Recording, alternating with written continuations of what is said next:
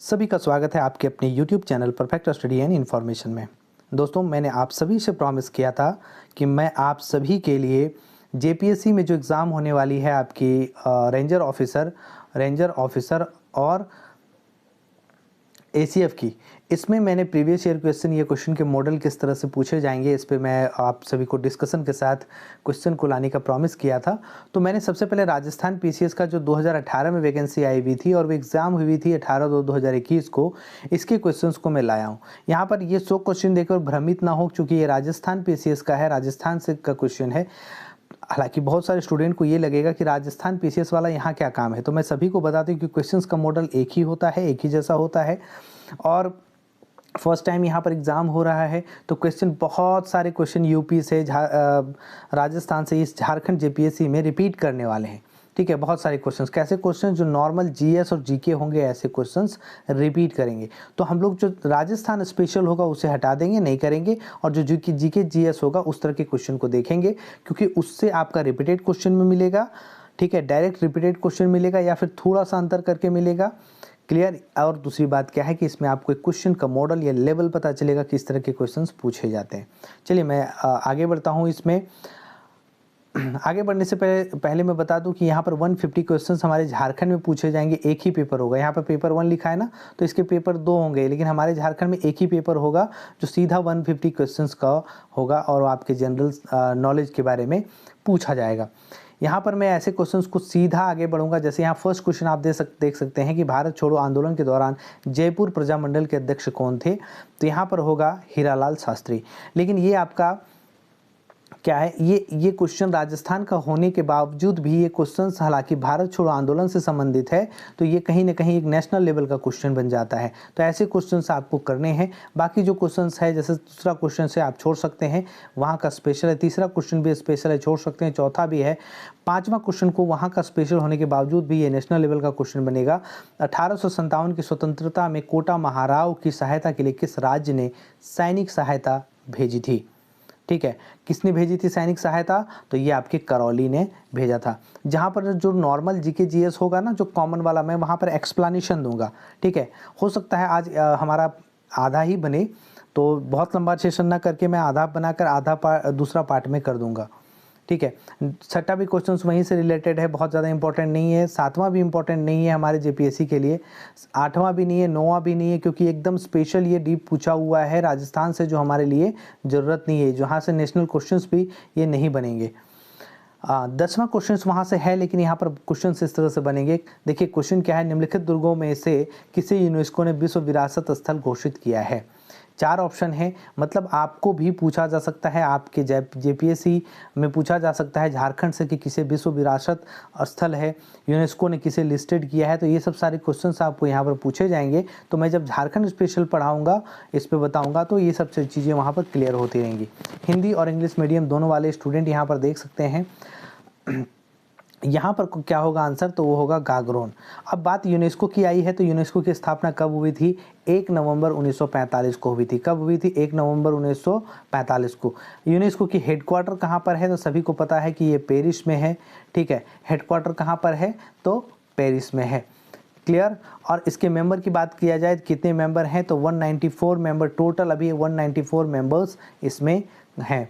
अगला क्वेश्चन हमारे स्क्रीन पे है, और ये क्वेश्चन 11th नंबर का क्वेश्चन इंपॉर्टेंट नहीं है। हाँ, 12 नंबर का क्वेश्चन इंपॉर्टेंट हो जाता है। क्या इंपॉर्टेंट हो जाता है कि डाफला व मिरी पहाड़ियाँ स्थित है। कहाँ पर स्थित है डाफला व मिरी पहाड़ियाँ? तो सभी को पता होगा, आपके जितने भी स्टेट के नाम दिए हुए हैं सभी नॉर्थ ईस्ट स्टेट के नाम हैं। और यहाँ पर आपको बहुत बारीकी और अच्छे से समझना होगा। ये क्वेश्चंस क्या है ना, कि ये क्वेश्चंस बहुत ज़्यादा माइंड मैप जो क्वेश्चंस है, ऐसे क्वेश्चंस बनते हैं। ये भारत वाला एरिया में जो ये आपका अरुणाचल प्रदेश है, यहाँ पर आपको असम देखने को मिलता है, मणिपुर है और नागालैंड है। तो यहाँ पर डाफला और मिरी जो पहाड़ियाँ हैं वो अरुणाचल प्रदेश में इस जगह पे देखने को मिलता है। क्लियर है, यहाँ पर देखने को मिलता है।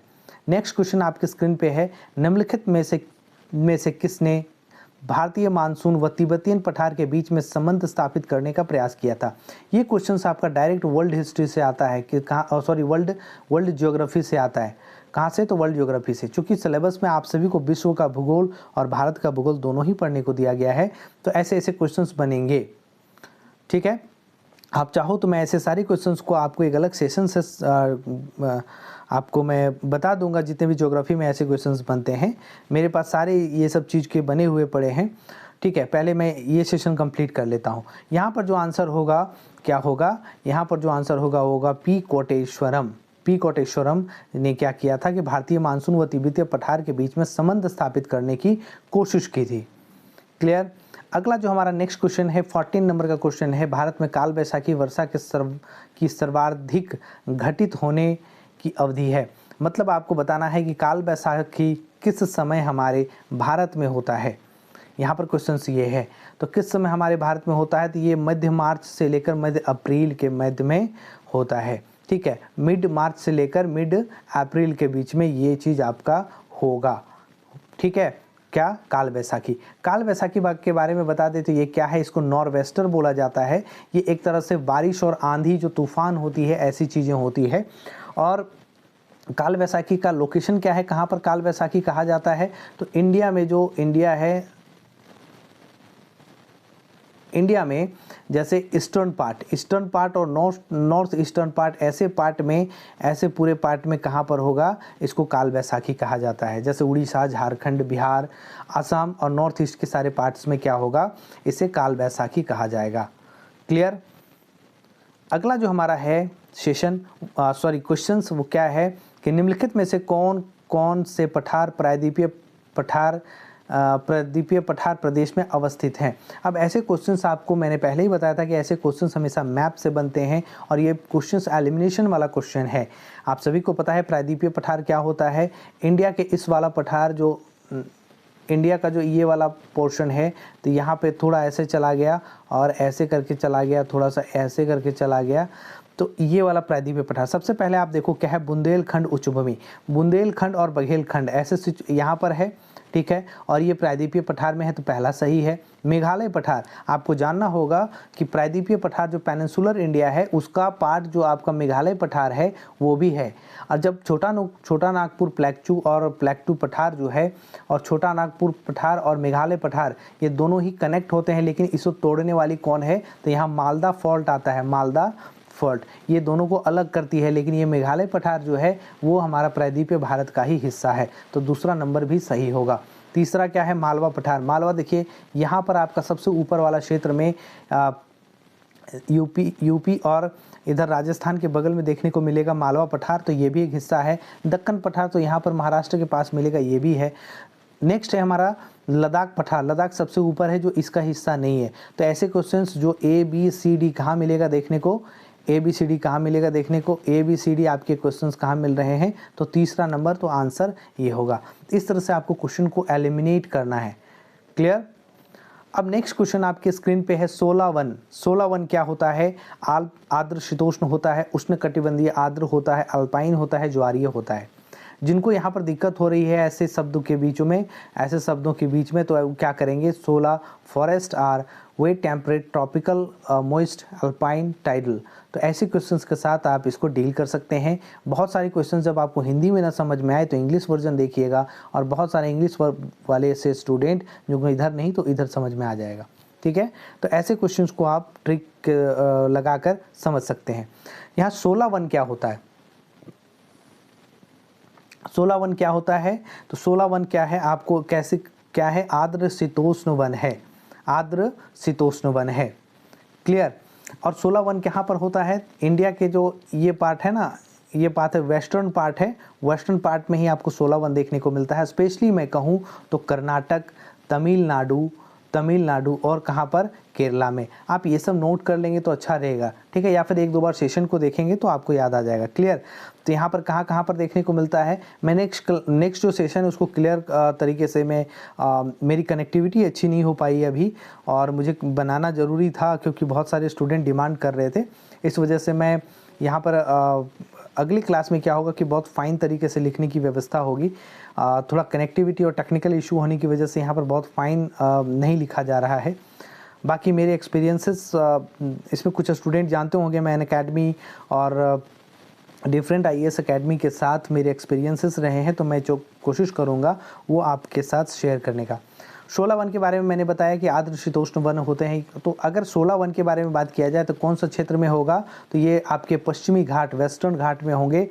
स्टेट की बात करूं तो कर्नाटक होगा, केरला होगा और तमिलनाडु होगा, KKT, ठीक है, इस क्षेत्र में 16 वन।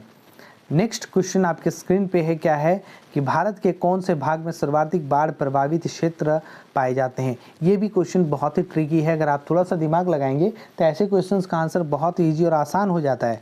कैसे हो जाता है? ट्रांस मैदान, चलिए मैं थोड़ा सा पिक्चराइज करके आपको दिखाता हूँ कि क्या है। यहाँ थोड़ा सा अभी मैप अच्छा नहीं हो पा रहा है हाथ की वजह से, इसके जो स्टिक होंगे टेक्निकल इशू की वजह से ये नहीं हो पा रहा है, इस वजह से भी, लेकिन मैं आपको मोटा मोटी समझा देता हूँ। सबसे पहले देखिए, सबसे ज़्यादा बाढ़ कहाँ पर आता है? ट्रांसगंगा, पहले ट्रांसगंगा बोल रहा है, तो ट्रांसगंगा प्लेन कहाँ होता है?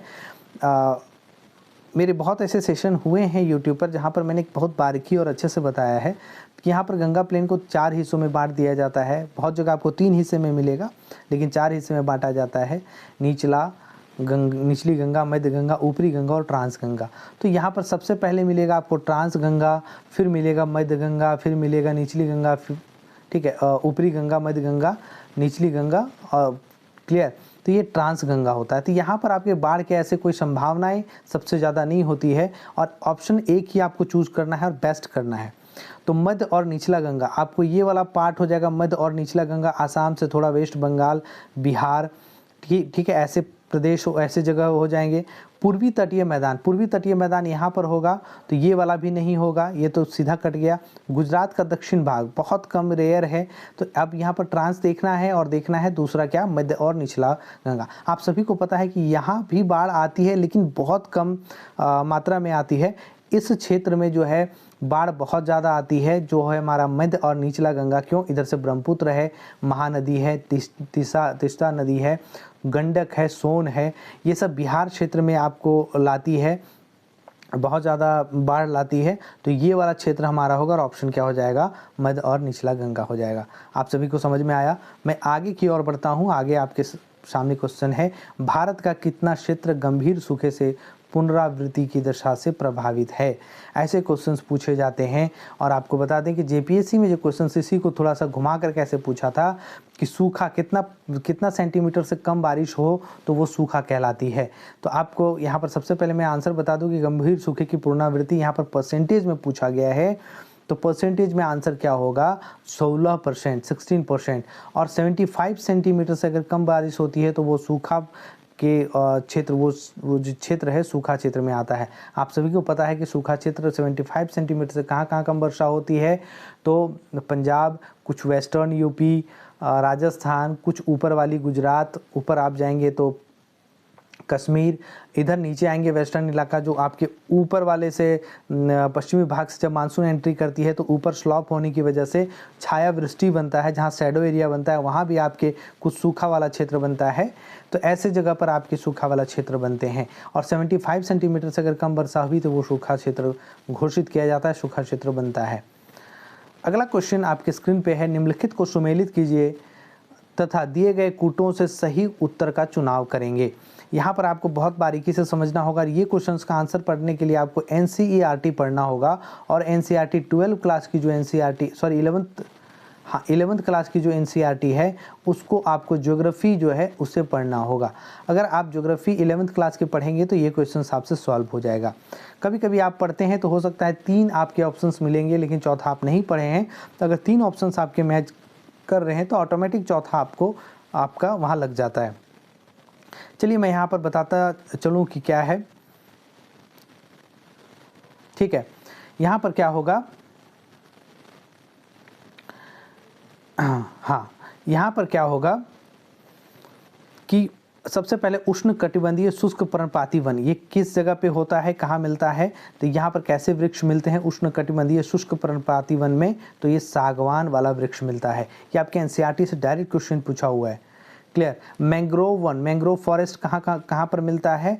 तो मैंग्रोव फॉरेस्ट आपके कहाँ पर, मैंग्रोव फॉरेस्ट में किस तरह के पेड़ पाए जाते हैं, वृक्ष पाए जाते हैं? जो मुख्य वृक्ष होते हैं तो वो आपके सुंदरी मिलती है, सुंदरी वृक्ष मिलता है यहाँ पे, ठीक है। नेक्स्ट क्वेश्चन, नेक्स्ट जो आपका ऑप्शन है उष्ण कटिबंधीय कटीले वन, कटीले वन में थोड़ा सा आप बहुत दिमाग लगाएंगे तो आपका बबूल, बबूल का जो पेड़ होता है, बबूल का बहुत जगह बबूल पेड़ कहा जाता है, तो ये पेड़ आपके बहुत कांटे वाले पेड़ होते हैं। और इससे स्पेशली क्या, जो पान खाते हैं ना, कत्था, कत्था जो लगी होती है लाल करता है, वो इसी से बनता है और कांटा वाला पेड़ होता है। ये उष्णकटिबंधीय कटीले वन में पाया जाता है बबूल। अब बचता है उष्णकटिबंधीय अर्ध सदाबहार वन, तो ये क्या होगा, रोजवुड होगा। तो ऐसे में आंसर क्या हो जाएगा, ए का 2, बी का 4, 3 का सी, डी का 1। तो ऐसे में 2 नंबर आंसर हो जाएगा, इसका क्या हो जाएगा, 2 नंबर आंसर हो जाएगा, मतलब दूसरा ऑप्शन सही है। अगला क्वेश्चन आपके सामने है।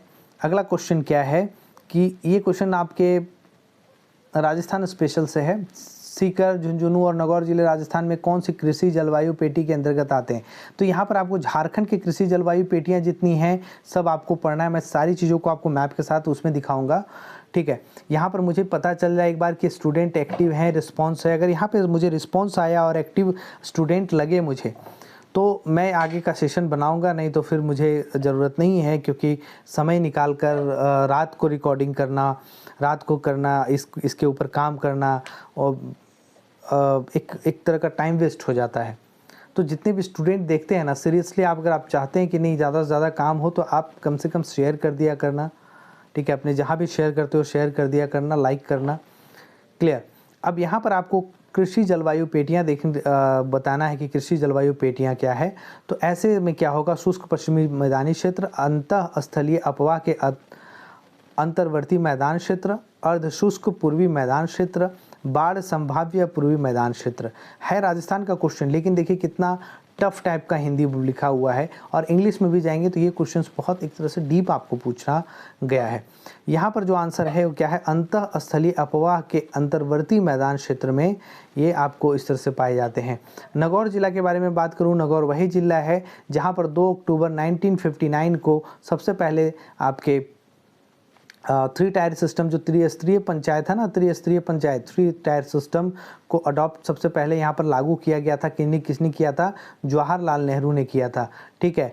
और 2 अक्टूबर को किनके तिथि में किया था, तो महात्मा गांधी की जो तिथि है उसमें किया गया था। 2 अक्टूबर को 1959 में त्रिस्तरीय जो पंचायत व्यवस्था है सबसे पहले लागू किया गया था नागौर जिला राजस्थान में जवाहरलाल नेहरू के द्वारा। अगला क्या है हमारा, निम्नलिखित में से कौन सी नदियां गंगा नदी तंत्र का भाग नहीं है? पॉइंट पर ध्यान दीजिएगा, भाग नहीं है, ठीक है। तो कौन सी भाग नहीं है भाई, आप सभी को बताना है कौन सी भाग नहीं है, ठीक है, बताइए।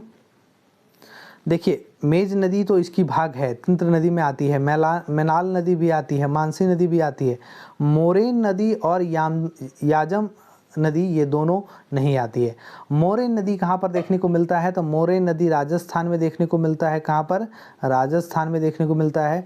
और याजम नदी जो देखने को मिलेगा वो कहाँ पर मिलेगा, ये याजम नदी भी आपको राजस्थान में ही देखने को मिलता है, क्लियर। तो हमारा गंगा क्षेत्र कहाँ, यूपी तरफ से कटकर उधर चला जाता है, तो ये 2 आपके इसके गंगा तंत्र में नहीं आएगा देखने। अगला क्वेश्चन है भारत वन सर्वेक्षण रिपोर्ट, ये 2017 के अनुसार पूछा है, लेकिन यहाँ पर 2021 के अनुसार आपको पूछा जाएगा, तो क्वेश्चंस आपको बहुत बारीकी से समझना होगा, ठीक है। ये क्वेश्चंस राजस्थान स्पेशल है, डीप है, तो इसे छोड़ दिया जाए। आगे क्वेश्चंस की ओर हम लोग बढ़ते हैं। निम्नलिखित में से कौन सा एक सुमेलित नहीं है?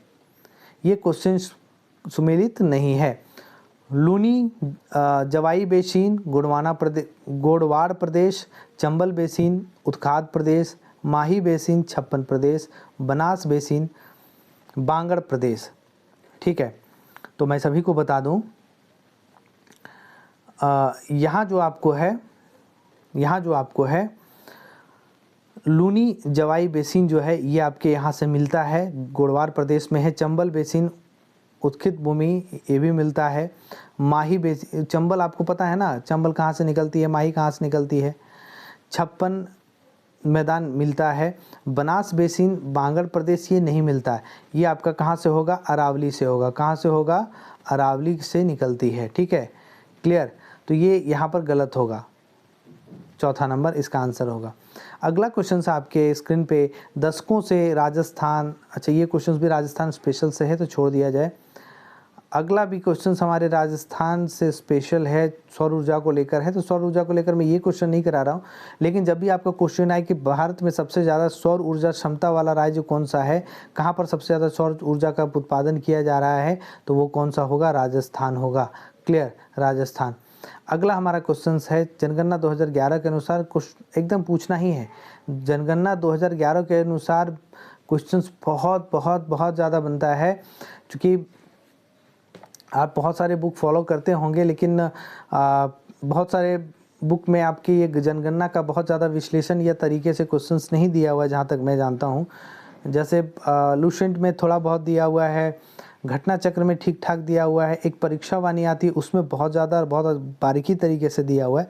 मैंने सारी कुछ बुक का अध्ययन किया है अच्छे से, और मुझे आपके जो मैं क्वेश्चंस आगे मॉडल लाने वाला हूँ ना, 4 जगह से लाने वाला हूँ, जो सोर्सेस होगा मैं बता ही देता हूँ। लूसेंट अपडेटेड, वहाँ से आपके क्वेश्चंस होंगे जो मैंने बारीकी से देखा है, पढ़ा है। परीक्षा वाणी जो यूपी में चलता है, जहाँ से आजकल क्वेश्चंस आते हैं, उसको मैंने बारीकी से देखा है। घटना चक्र, साथ में प्रीवियस ईयर क्वेश्चन जो सबसे फेमस है वहाँ से। चौथा एनसीईआरटी जो मेरा फेवरेट है, जो मैं अनअकैडमी या फिर हर जगह पर इसका ज़्यादा से ज़्यादा इस्तेमाल करता हूँ, तो मैं सारे क्वेश्चंस वहाँ से आपके लिए करूँगा। क्लियर। चलिए आगे, जनगणना 2011 के अनुसार राजस्थान में कौन से जिले क्रमशः न्यूनतम ग्रामीण और शहरी दशकीय जनसंख्या वृद्धि दर दर्शाते हैं। ठीक है, ये क्वेश्चन राजस्थान स्पेशल से है, लेकिन इसका आंसर जो मैं आपको सीधा बता देता हूँ, इसमें एक्सप्लेनेशन का नीड नहीं है, कोटा और डूंगरपुर होगा। ऐसे क्वेश्चंस मतलब आपके स्टेट्स लेकर पूछा जाएगा। नेक्स्ट क्वेश्चन भी राजस्थान से है। नेक्स्ट भी राजस्थान 30 नंबर भी आपका राजस्थान है, 31 नंबर भी राजस्थान। देखिए राजस्थान से ज़्यादा डीप ऐसे क्वेश्चंस जो हमारे में यूज नहीं होगा, उससे मैं पढ़ाकर बताकर आपका और अपना समय ख़राब नहीं करना चाहता, क्योंकि रात काफ़ी है इस रिकॉर्डिंग में, और मुझे नींद भी आ रही है दिन भर थकने के बाद, और फिर भी मैंने आपसे प्रॉमिस किया था, तो मुझे स्टूडेंट अगर यहाँ पर लगे कि नहीं अच्छे हैं, आ रहे हैं, तो मैं जितने भी प्रीवियस ईयर क्वेश्चन है, फिर मॉडल क्वेश्चंस होगा, मैं सारे क्वेश्चंस को आपको सॉल्व करवाऊंगा, और ज़रूरत पड़े तो मैं इस पर एक टॉपिक वाइज जहाँ बहुत दिक्कत है वैसे वीडियोज़, ऐसे सेशंस बनाकर डाला करूँगा। अगला है मूल्यह्रास को यह भी कहते हैं, क्या कहते हैं, ये क्वेश्चंस कॉपी किया हुआ है, ये क्वेश्चंस आपके कुछ एग्जाम्स में पूछे गए, जैसे यूपी और राजस्थान दोनों जगह पर यहाँ पर कॉपी किया हुआ क्वेश्चन है। चलिए यहाँ पर मैं बता दूं कि मूल्यह्रास को यह भी कहते हैं, क्या कहा जाता है, स्थिर पूंजी संचय नहीं कहा जाता है, स्थिर पूंजी का व्यय नहीं कहा जाता है, स्थिर पूंजी का उपभोग नहीं, स्थिर पूंजी का स्टॉक। आप इंग्लिश में पढ़ेंगे तब ज़्यादा समझ में आ जाएगा ऐसे क्वेश्चंस को, लेकिन जो बहुत हिंदी प्रखर बोलते हैं कि बहुत अच्छे तरीके से हिंदी समझते हैं, तो ऐसे स्टूडेंट के लिए हिंदी भी बहुत अच्छा है। यहाँ पे जो आंसर है वो क्या है, आपके स्थिर पूंजी का उपभोग, मतलब कंजम्पशन ऑफ फिक्स्ड कैपिटल, ये इसी को मूल्यह्रास बोलते हैं। ठीक है, डेप्रिसिएशन। क्लियर। अगला क्वेश्चन आपके स्क्रीन पे है। अगला क्वेश्चन क्या है कि मानव विकास रिपोर्ट 2018, याद रखिएगा यहाँ पर एग्ज़ाम जो है 2018 का था, हालांकि 21 में हुआ है, तो हो सकता है उनका क्वेश्चन अपना बन गया होगा, इसलिए वो वहाँ पर देखिए इनका एग्ज़ाम 2021 में हुआ है, लेकिन क्वेश्चन 2018 का है, हो सकता है क्वेश्चन प्रिंट हो गया होगा और एग्ज़ाम 2021 में हुआ है, तो यहाँ पर उन्होंने SDI रिपोर्ट 2018 के अनुसार पूछा था। ठीक है, अब यहाँ पर मैं आपको ये क्वेश्चंस का आंसर नहीं दूंगा क्योंकि ये पुराना है, लेकिन अभी आपके देश का जो SDI रिपोर्ट है उसके अनुसार क्या है, बताइए क्या है उसके अनुसार। ह्यूमन डेवलपमेंट इंडेक्स रिपोर्ट के अनुसार आपका क्या है, अभी 2023 का क्या है पोजीशन है इंडिया का, तो क्या है 134वां नंबर पर है। अच्छा, ये ह्यूमन डेवलपमेंट इंडेक्स कौन रेडी करता है, तो यूनाइटेड नेशन डेवलपमेंट प्रोग्राम के द्वारा ये रेडी किया जाता है, रिलीज़ किया जाता है, और इसका अभी पोजीशन इंडिया का क्या है, 134वां पोजीशन है। सबसे पहले ये ह्यूमन डेवलपमेंट इंडेक्स जो है ये कौन रेडी किए थे, ठीक है, महबूब उल हक पाकिस्तान के इकोनॉमिस्ट थे, वो थे, और भारत में इनका संदर्भ में पूछा जाता है कि कौन थे, तो अमर्त्य सेन थे, अमर्त्य सेन, वही अमर्त्य सेन जिन्होंने नालंदा विश्वविद्यालय नालंदा विश्वविद्यालय को जो पूरी तरह से जला दिया गया था, ख़त्म कर दिया गया था बख्तियार खिलजी के द्वारा। ठीक है, बख्तियार खिलजी कौन था? तो कुतुबुद्दीन ऐबक का सेनापति था। जो बख्तियार खिलजी आप बंगाल और बिहार वाले क्षेत्र को जीता था, और जीतने के बाद क्या है कि उसने नालंदा विश्वविद्यालय को जला दिया था, जो 6 मंथ तक उसकी किताबें जलती रही थी। तो उस बख्तियार खिलजी के जलने के बाद जो फिर से नालंदा विश्वविद्यालय का पुनरुद्धार हुआ था, पुनरुद्धार, ठीक है, तो वो किसने शुरू किया था? अमर्त्य सेन ने किया था। याद रखिएगा, हाल फिलहाल में नालंदा विश्वविद्यालय का जो उद्घाटन हुआ है मतलब उद्घाटन हुआ है, नरेंद्र मोदी के द्वारा इसका उद्घाटन शुरू हुआ है। इसके जो अभी कुलपति कौन चुने गए हैं? तो इसके विनय कुमार दुबे को इनके कुलपति जो हैं वो चुने गए हैं। ये आपके क्वेश्चन सभी सब हॉट में हैं, तो ये आपके लिए इम्पॉर्टेंट है। अगला क्वेश्चन आपके स्क्रीन पे 2001 से 11 के मध्य भारत में जनसंख्या की 10 की वृद्धि क्या थी? बहुत फेवरेट क्वेश्चन है। ऐसे क्वेश्चन लगभग सारे एग्जाम में पूछे जाते हैं, लेकिन क्वेश्चन के साथ आप ऑप्शन देखिए कितना नियर बाय है। 21.5%, 21.5%, 17.7%, 17.5%, 17.2%, कितना नियर बाय आपके ऑप्शंस हैं। आप बताओ 17 क्या आप याद रखिएगा, उसके बाद आपको कन्फ्यूजन हो जाएगा, कन्फ्यूजन होना तय है। तो यहाँ पर जो आंसर होगा एग्जैक्ट, अगर आप आंसर चाहते हैं एज एनसीईआरटी, तो आपको क्या मिलेगा? 17.5% एक्चुअल आंसर है। नेक्स्ट आपका क्या है? भारत में वर्ष 2016-17 में सर्वाधिक गन्ना उत्पादन करने वाले 3 राज्य कौन से हैं? दोस्तों यहाँ पर 2016-17 है, मतलब आपका एक क्वेश्चन ये एनसीईआरटी से पूछा गया। एनसीईआरटी से जो रैशनलाइज एनसीईआरटी अब मतलब आता है ना, लेकिन पुराना जो एनसीईआरटी आप देखेंगे ना, जो आपके प्रिंटेड मिलेंगे, वो 16-17 का मैप डाटा बहुत ज़्यादा देता है। तो वहाँ के अनुसार सबसे ज़्यादा सर्वाधिक गन्ना क्या है? तो सबसे पहले उत्तर प्रदेश में है, सीधी सी बात है। तो ये 2 कट जाएगा। अब आपको 1 या 4 में आपको देखना है कि कौन होगा। दूसरा महाराष्ट्र होगा, तो दोनों में है। अब तीसरा आप देखो कि कर्नाटक में होगा या हिमाचल प्रदेश में होगा। थोड़ा दिमाग लगाएंगे तो यहाँ हिमाचल प्रदेश में नहीं होता है, कर्नाटक में इससे ज़्यादा होता है। तो ऑब्वियसली आंसर क्या होगा? 1 होगा। लेकिन जब आप 2024 की में गूगल करेंगे तो आपको पता चलेगा कि हमारा जो सबसे ज़्यादा अब गन्ना का उत्पादन होने लगा है वो महाराष्ट्र में होने लगा है। हालांकि तो आपको उत्तर प्रदेश ही आंसर करना है, लेकिन जब तक ये अभी जो है महाराष्ट्र में होने लगा है। इसमें जेपीएससी मेंस में क्वेश्चन पूछा गया था प्रीवियस ईयर में कि उस पर आपको व्याख्या करना है कि शुगर मिल्स, जितनी चीनी का उद्योग है वो नॉर्थ मतलब उत्तर से दक्षिण की ओर शिफ्ट हो रहा है। इसके कारण जो आपको विवरण देना है। क्या कारण है कि अब जो है धीरे धीरे करके साउथ मतलब महाराष्ट्र की बात कर रहा है, ये महाराष्ट्र की तरफ जो चीनी के उद्योग बहुत ज़्यादा लगने लगे हैं। इसका कारण है यहाँ पर लेबर का अवेलेबिलिटी, लेबर जो यहाँ पर बहुत श्रम बल जो होता है बहुत ज़्यादा उपलब्ध होता है। उसके बाद यहाँ की मिट्टी और क्लाइमेट अब इसके लिए बहुत सूटेबल हो जाती है, और यहाँ की सरकार की सब्सिडी भी होती है गन्ने के प्रति। तो सारी चीज़ें मिलाकर यहाँ पर गन्ने की खेती नॉर्थ से ज़्यादा साउथ मतलब यहाँ पर महाराष्ट्र में सबसे ज़्यादा हो रही है। इसलिए चीनी की जो उद्योग है धीरे धीरे करके साउथ में शिफ्ट हो रही है। ये उसमें आया था, क्वेश्चंस आपको मेंस में लिखना था। चलिए मैं आगे चलता हूँ। तो यहाँ पर आंसर आपको उत्तर प्रदेश ही पहला देना है। अगला क्वेश्चन है, बाजार मूल्य पर सकल घरेलू उत्पाद C+I+J+X-M सकल घरेलू उत्पाद की माप के निम्न विधियों में से इस विधि का चयन कीजिए। ये एक फार्मूला है, ठीक है, एक फार्मूला है, और फार्मूला के लिए आपको देखना है कि कौन सा जो घरेलू उत्पाद का माप है तो किसके लिए है ये, ठीक है, किसके लिए है? तो व्यय विधि के लिए, जो एक्सपेंडिचर मेथड है उसके लिए ये चीज़ देखा जाता है। अगला क्वेश्चन आपके स्क्रीन पे है। मैं आज आधा कराऊंगा, 50 क्वेश्चन मैं किसी और सेशन में करा दूंगा, क्योंकि बहुत ज़्यादा सेशन लंबा होने के बाद आप भी इंटरेस्टेड नहीं होते हो और देखने का आपको मन नहीं करता है, और मुझे भी मैं भी थकान सा महसूस करता हूँ, क्योंकि जब तक मुझे पूरी एनर्जी नहीं मिलेगी कि हाँ स्टूडेंट मेरे साथ जुड़ रहे हैं, आपका डिमांड होता है, तब तक मुझे अच्छा नहीं लगेगा, है ना, क्योंकि चीज़ें थोड़ी सी लगती है, मेहनत होता है, और सब आपका प्यार ही हमारे लिए एनर्जी का काम करेगा।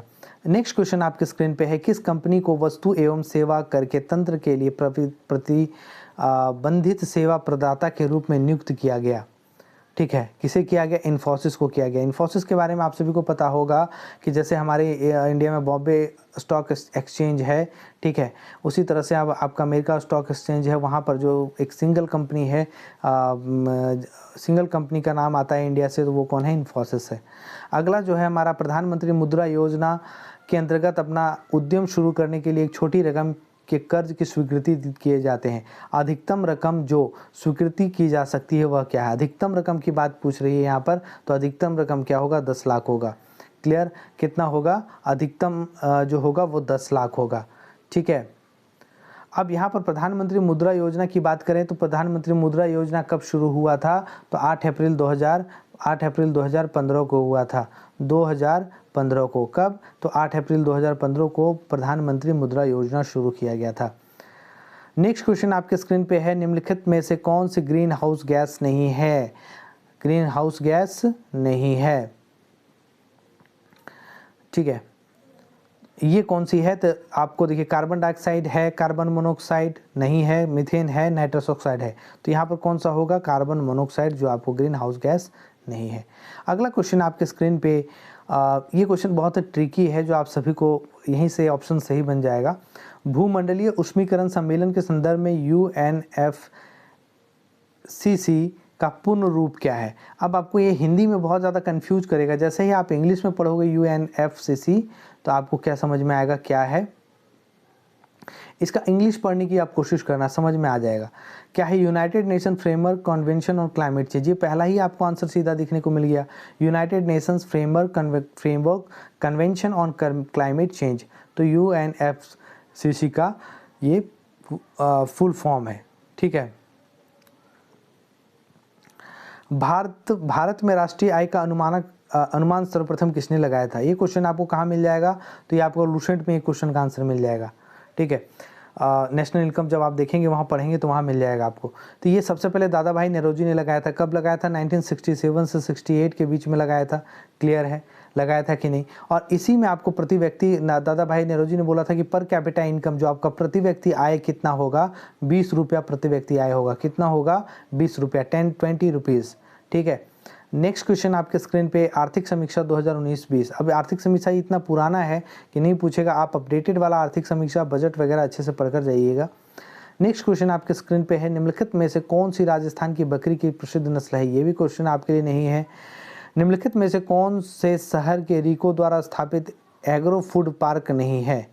एग्रो फूड पार्क नहीं है। ये भी क्वेश्चंस आपके राजस्थान का स्पेशल है, लेकिन ये क्वेश्चन में थोड़ा सा दम है, तो इसके बारे में हम लोग जान लेते हैं कि क्या है। तो कौन सा फूड पार्क कहाँ पर नहीं है? तो जयपुर में नहीं है। तो कहाँ पर होगा? कोटा, श्रीगंगानगर और जोधपुर, ये सब में आपके food park, agro food park हैं, मतलब सिर्फ जयपुर में नहीं है। नेक्स्ट क्वेश्चन भी यहाँ पर हमारे लिए इम्पोर्टेंट नहीं है। इसके नेक्स्ट भी जो 46 नहीं है। अगला सेशन में बहुत ज़्यादा क्वेश्चन मिलेगा, इतना नहीं छटेगा, क्योंकि जो स्टेट स्पेशल क्वेश्चन होता है वो क्वेश्चन अभी हमें मिल गया। और मैं देखना चाहता हूँ कि हाँ, आपके रिस्पॉन्सेस अच्छे हैं, आपको कितना मज़ा आ रहा है। उसके बाद नेक्स्ट क्वेश्चन को मैं और भी एक्सप्लेनेशन के साथ बनाऊँगा, क्योंकि यहाँ पर मैंने बताया कि थोड़ा टेक्निकल इशू की वजह से मैं बहुत ज़्यादा नहीं लिख पा रहा हूँ। इसके स्टिक अभी टेक्निकल इशू की वजह से कनेक्ट नहीं हो पा रहे हैं, तो इसमें लिखने में समस्या हो रही है। तो मैं अभी आपको सीधा इसके एक्सप्लेनेशन थोड़ा ओरल और थोड़ा सा आपको बहुत क्लियर तरीके से तो नहीं लिख कर, लेकिन समझ में आ जाएगा, इतना मैं बता रहा हूँ। अगला क्वेश्चन, ये क्वेश्चन भी आपके काम का नहीं है। नेक्स्ट क्वेश्चन भी आपके काम का नहीं है। नेक्स्ट क्वेश्चन 49 भी आपके काम का नहीं है। ये भी योजना वहीं की है, राजस्थान सरकार की योजना है। और हाँ, ये क्वेश्चन आप देख सकते हैं, निम्नलिखित में से कौन सा पदार्थ प्रकाशीय लेंस बनाने हेतु प्रयुक्त नहीं किया जाता है?